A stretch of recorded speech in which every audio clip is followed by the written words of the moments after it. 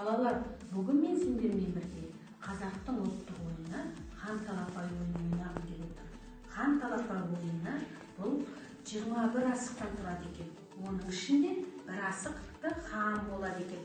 Ол асықтың түсі басқа асықтардан ерекше болады. Балалар, кәні талапай ойнайықшы, хан талапай деп асығымызды ортаға шашамыз.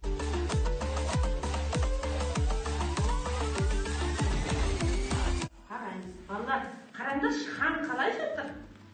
Алшасымен жатыр ма екен? Жоқ, онда мен хан қалай жатыр, сол асықтарды мен бастап атып аламын, иә? Кәні көремін, аталам ба, атамайым ба? Атылмадым, өйткені басқа асыққа түсті. Балалар, қараңызшы, хан қалай түсті?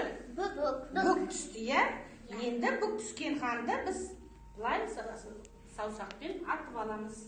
Біреу атып алдым, екіншісін атып алдым, мен өзіме жинап атырмын, үшіншісін де атып алдым.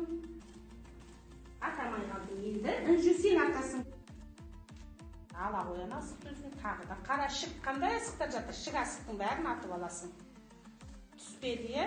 Енді келесі балаға берейік. Балалар, ханымыз қалай түсті? Алшы!